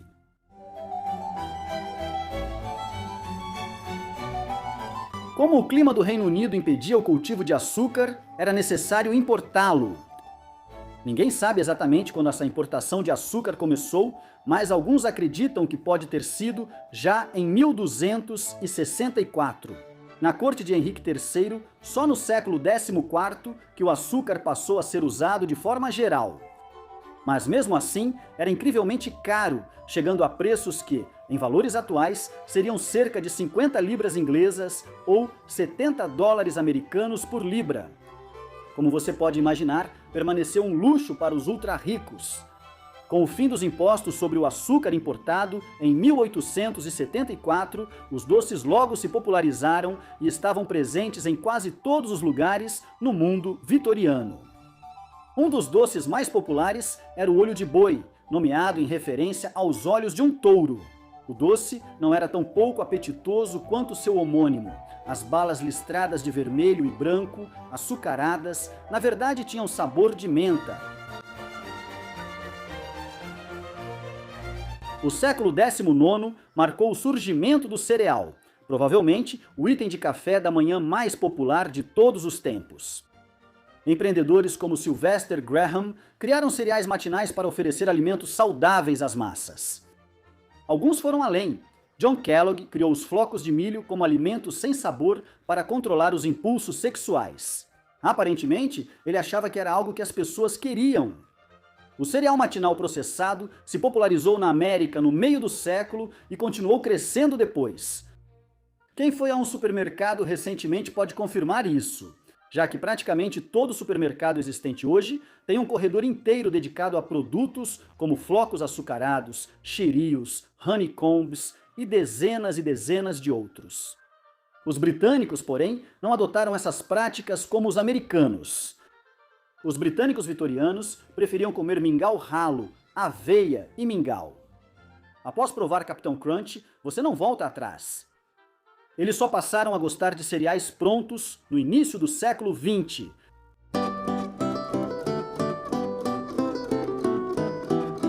Trabalhadores e classe média vitorianos complementavam a dieta com vegetais baratos. O repolho, em particular, era acessível e uma boa fonte de nutrientes. A especialista em tarefas domésticas Isabella Beaton recomendou o repolho frito como opção econômica para alimentar a família. Mas havia muito mais opções nesse quesito do que apenas o repolho. As cebolas também eram um alimento básico, amplamente utilizado devido à sua disponibilidade o ano todo e ao preço extremamente baixo.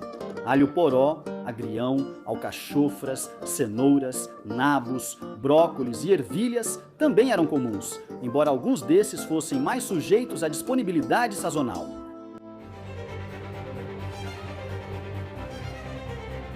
No meio da era, as coisas estavam melhorando do ponto de vista alimentar, e a maioria dos vitorianos consumia algum tipo de carne pelo menos uma vez por semana.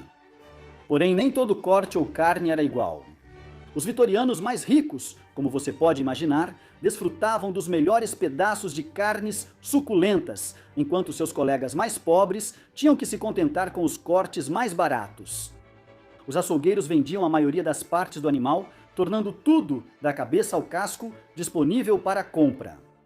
Um vitoriano com pouco dinheiro podia comprar uma cabeça de carneiro por 3 pence, hoje cerca de 2,5 libras.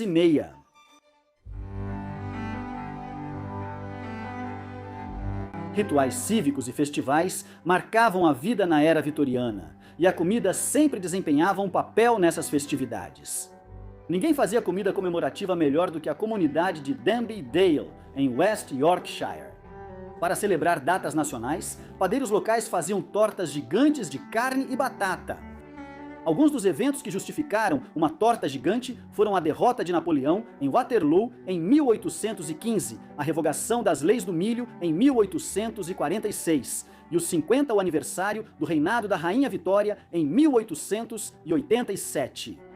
No ano 2000, a Escola de Engenharia da Universidade de Huddersfield assou a torta do milênio, que, segundo relatos, media 12 metros por 2,4 metros, continha 2 toneladas de batatas, 1 tonelada de cebolas, 5 toneladas de carne bovina e quase 120 litros de cerveja amarga. John Smith's.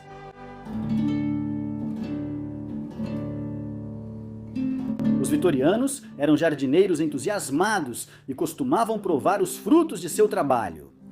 A néspera, fruta muito dura, não seria uma escolha comum para a refeição, mas os vitorianos decidiram experimentar. Ao deixá-la apodrecer um pouco, isso amolecia a fruta, tornando-a comestível. Nésperas maduras podiam ser comidas, mas muitos vitorianos preferiam fazer queijo ou geleia com elas. As nésperas, vale ressaltar, não eram exclusivas dos vitorianos e já existiam antes da Era de Vitória, e até mereceram menções nas obras de Chaucer, Dekker e Middleton. 4 menções às nésperas aparecem nas peças de William Shakespeare, inclusive em Timão de Atenas, como Gostais, Medida por Medida e até mesmo Romeu e Julieta.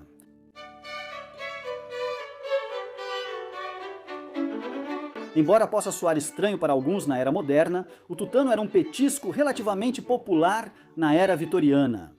Cozinheiros e clientes utilizavam a colher de tutano para retirar o tutano amarelo dos ossos. Era muito procurado, pois, sendo gorduroso e rico, fornecia saborosas calorias aos vitorianos. Na verdade, a própria Rainha Vitória era conhecida por comer tutano todos os dias. Seu antigo chefe, Charles Francatelli, criou torrada com tutano para ela. Sua receita relativamente simples consiste em servir tutano de osso temperado com ingredientes como salsa e suco de limão sobre torradas.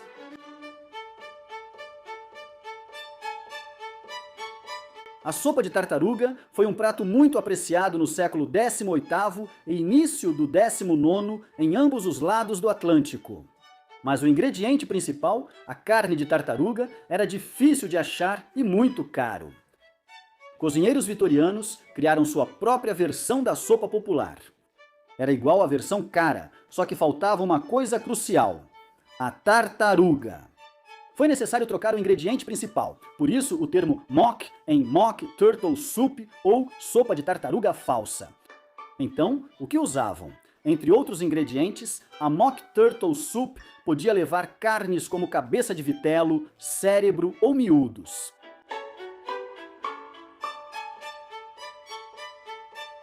Ostras faziam parte da dieta vitoriana, mas muitos trabalhadores não tinham sempre acesso a lotes frescos delas. Então, por mais horrível que isso possa parecer para pessoas acostumadas aos padrões modernos, eles muitas vezes tinham que pesar o risco de comer frutos do mar estragados. Assim, uma forma mais segura de consumir frutos do mar menos frescos era comer ostras em conserva, que duravam mais. Vendedores de rua vendiam 4 ostras em conserva por 1 centavo, o que era bom, já que a alternativa era comer ostras estragadas.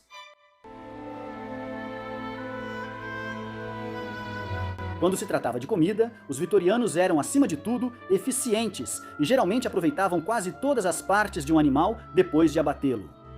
Essa frugalidade tornava a cabeça de vitelo um corte de carne popular e acessível para todas as classes. E por que não?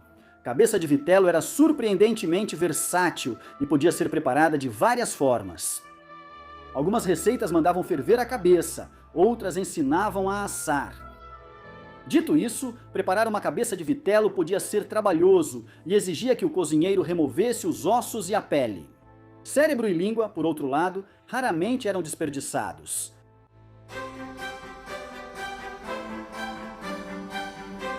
Os vitorianos adoravam gelatinas e geleias, até mesmo as salgadas. Para preparar gelatina de pé de vitela, cozinheiros ferviam cascos de vitela em água, que depois era resfriada para virar gelatina. Vale notar que a gelatina de pé de vitela é ancestral da gelatina atual, presente em muitos alimentos, bebidas, medicamentos e outros produtos. Alguns exemplos incluem alimentos como gelatina, sobremesas, pudins, ursinhos de goma, jujubas, marshmallows, iogurtes, queijos cremosos e margarina, além de uma série de outros produtos amplamente consumidos. Ela também está presente em produtos não alimentícios, como cosméticos, equipamentos de iluminação, fósforos azuis e filmes fotográficos, entre outros. Se você não sabe, a gelatina presente nesses alimentos e produtos é feita principalmente de partes de animais. Os vitorianos achavam a gelatina de pata de vitelo nutritiva para doentes, e receitas com ela eram comuns em livros de culinária para inválidos. A ciência moderna, para constar, verifica que a gelatina pode ter algum papel na função das articulações e do cérebro, além de trazer benefícios para a pele e o cabelo. Mas ainda não há consenso sobre o quão útil ela realmente é nesses aspectos. O jantar e torneio do Medieval Times é um ritual para muitos americanos de sangue quente. Claro, comer frango sem garfo tem seu charme, mas está longe de ser historicamente preciso em relação à verdadeira Idade Média. Uma dieta medieval de verdade podia ser surpreendentemente saudável para o coração, com itens que são modernos e reconhecíveis na nossa era atual. Hoje, vamos explorar como era a dieta média na Idade Média. Embora pareça recente, pessoas na Idade Média também consumiam laticínios alternativos. Assim como em uma casa no descolado Canyon de Topanga, o leite de amêndoas era um item comum na despensa das casas na Europa medieval. Ele era frequentemente usado em períodos de jejum, quando a igreja exigia que as pessoas se abstivessem de consumir produtos de origem animal. Além disso, ele durava mais que o leite de vaca ou cabra e podia ser batido até virar manteiga, sendo usado em vários pratos. O leite de amêndoas era tão comum que a maioria dos livros de receitas medievais trazia receitas com ele como ingrediente principal.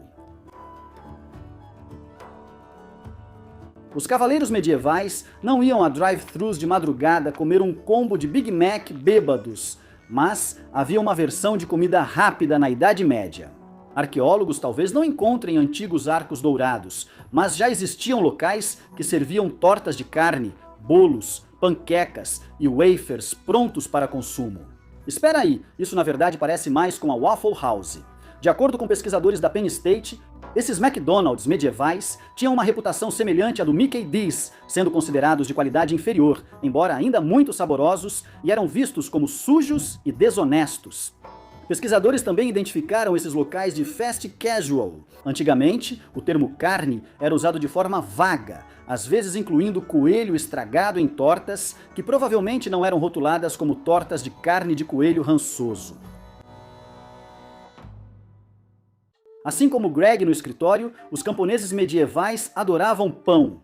A dieta típica de um europeu medieval incluía de 2 a 3 quilos de pão e grãos por dia, incluindo 1 galão de cerveja com baixo teor alcoólico e cheia de grãos para acompanhar. Os camponeses eram criativos com seus grãos, como trigo, aveia e cevada, cozinhando-os até virar uma tigela de mingau ou assando um pão. Eles raramente consumiam carne vermelha com carboidratos, preferindo ervilhas, lentilhas ou peixe para obter proteína.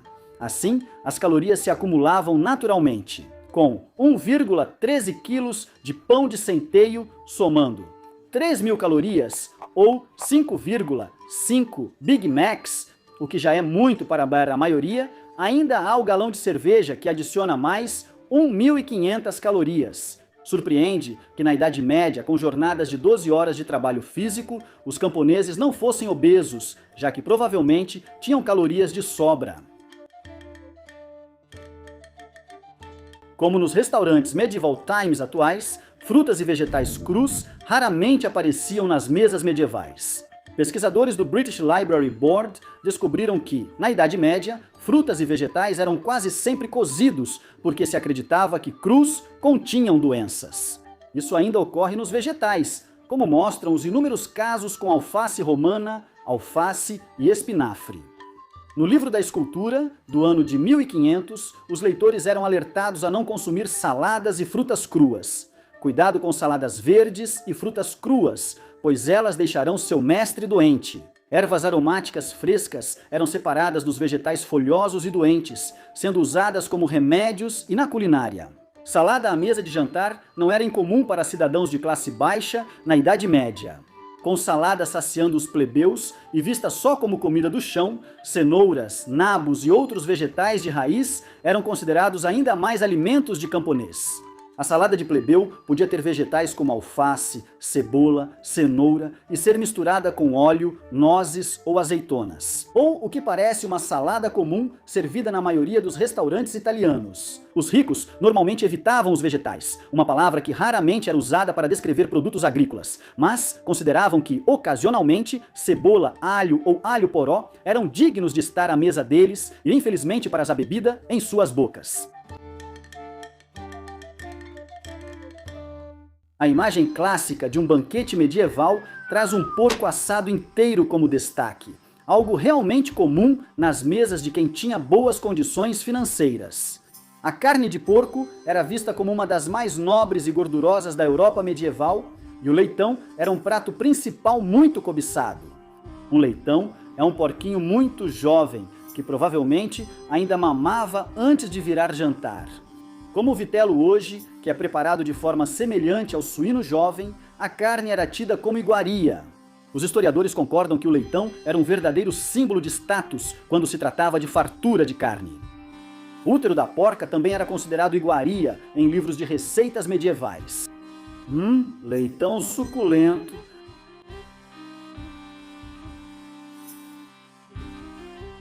Frequentemente chamado de a refeição mais importante do dia. Agora, naquela época, o café da manhã era para os gulosos e para as pessoas que estavam trabalhando duro. Segundo o padre medieval Tomás de Aquino, ele achava inadequado comer muito cedo no dia, ou pré-propriamente, Para fãs de latim, era só uma das formas de cometer o pecado capital da gula. O plano de refeições da Idade Média, que deve virar tendência entre influenciadores, era pular o café da manhã, almoçar algo leve ao meio-dia e fazer um jantar reforçado. Às vezes, alguns pestinhas conseguiam incluir uma terceira refeição, chamada Here Super, ou ceia tardia, com vinho e cerveja, mas isso era mal visto. Os trabalhadores comiam algo semelhante ao café da manhã antes de 12 horas de trabalho pesado, mas não era um café reforçado, como os do Dennis. Só mais um biscoito para forrar o estômago antes da pausa do meio-dia, só para não desmaiar no campo.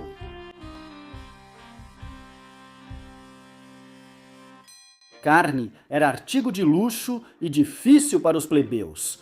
Mesmo os ricos não eram exigentes, segundo registros da época. Um luxuoso banquete de carnes no cardápio, incluindo abutres, graus, ouriços, que suponho serem basicamente espinhos, focas e baleias, só para citar alguns. Em um jantar específico, delicioso e leve, oferecido pelo arcebispo Neville de York em 1467, uma lista de convidados com 6.000 pessoas conseguiu devorar várias toneladas de carne, incluindo cisnes, pavões e mais de 13.500 aves não especificadas.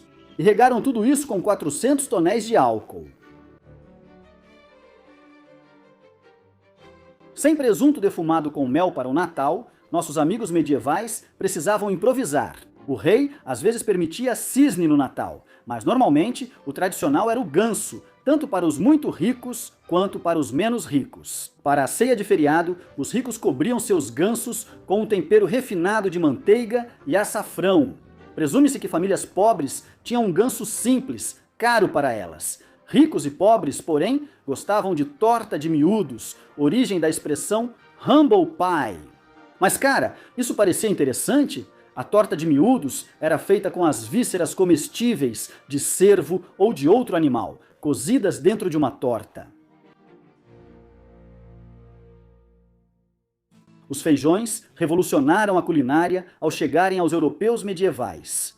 Humberto Eco argumentou que a disseminação do cultivo de leguminosas no século X teve grande impacto na nutrição da população. Isso foi crucial para a sobrevivência da civilização ocidental. Pode parecer exagero, mas incluir feijões na dieta dos trabalhadores trouxe mais proteína para uma sociedade com pouca carne disponível. Após a chegada do feijão à Europa, a população dos menos favorecidos dobrou em poucos séculos. Coincidência? Bem, talvez, mas lembre-se de que o feijão era considerado um afrodisíaco. Sim, você conhece o ditado? Feijão, feijão, fruto mágico. Quanto mais come, mais vontade de ter filhos. Atualmente, guerras de confeitaria são competições divertidas entre chefes amadores na Netflix, mas na Idade Média isso era levado mais a sério. A panificação era levada muito a sério, com padeiros formando guildas poderosas que atuavam como sindicato e máfia. Padeiros que entravam pagavam taxa e viravam membros exclusivos de um clube, funcionando como seguro e podendo trazer benefícios futuros na região. Se algo acontecesse com o seu negócio ou com a sua família, Bela Padaria seria uma pena se algo acontecesse com ela.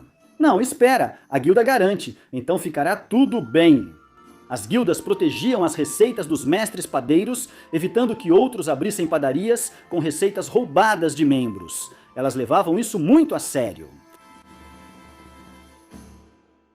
Doces, provavelmente, não eram um agrado para os plebeus da Idade Média, mas não eram totalmente desconhecidos na classe média. Um banquete da classe média geralmente era servido de forma tradicional, como um jantar em família. Atualmente, vários pratos são servidos juntos, diferente de antes, quando vinham ao longo da noite. Com esse banquete glutão de proporções, quase de desenho animado, as sobremesas eram intercaladas entre os pratos como uma espécie de limpador de paladar, que é como a sobremesa deveria ser servida, sempre após cada mordida de comida. Uma dessas sobremesas, chamada Soutiti, era uma oferenda ornamental feita de massa ou marzipan, geralmente mostrando um tema adequado ao momento, como uma batalha noturna ou cerimônia de entrada na guilda dos padeiros. O rei Ricardo III, sendo um rei e tudo mais, com certeza comia como um até sua morte na última Batalha das Rosas em 1485. Como sabemos disso? Ele comia de forma tão farta que isso ficou registrado em seus ossos. Arqueólogos, geoquímicos e outros pesquisadores analisaram os ossos do rei Ricardo e conseguiram concluir que ele realmente se alimentava dessa maneira. Uma dieta rica e de alto status de um aristocrata, o que faz sentido. Os pesquisadores detalharam de forma impressionante sua dieta, que incluía muito peixe de água doce, aves selvagens e, nos últimos anos, vinho. Ao analisar seus ossos, Ricardo III pode ter sido o último rei plantogênico da Inglaterra, mas tinha ossos alimentares de dona de casa suburbana, em cetose. A dieta mediterrânea é destaque por ser mais saudável para o coração do que a dieta americana padrão de cheeseburgers e donuts. Na verdade, a dieta medieval é que merecia destaque em todas as páginas da GUP. O pessoal da Idade Média não tinha a medicina moderna que temos hoje, e a peste negra não foi nada boa. Mas, em geral, as pessoas daquela época tinham uma dieta melhor para o coração humano do que a maioria das pessoas tem hoje. Comer. 1,5 kg de pão pode não parecer saudável ao coração, mas era mais complexo. Aquela civilização não consumia os açúcares refinados presentes em muitos alimentos atuais. E os trabalhadores realmente trabalhavam, participando de exercícios saudáveis para o coração. Tudo isso só para receber um pagamento, com o benefício de viver mais como um pequeno bônus divertido. Dr. Roger Henderson disse à BBC que sua pesquisa concluiu que o homem medieval tinha risco bem menor de doença cardíaca, coronariana e diabetes do que o homem moderno, e sugeriu isso como um modelo melhor para nós no século XXI do que o tão badalado. Não se culpe por comer muito pão com manteiga de amêndoa e evitar saladas. Apenas diga que é dieta medieval e ria enquanto vive para sempre. Não esqueça de trabalhar 12 horas diárias, 6 dias por semana. Está comendo pão? Estamos vendo você. Comente abaixo qual comida medieval gostaria de provar. Confira também outros vídeos da nossa história estranha.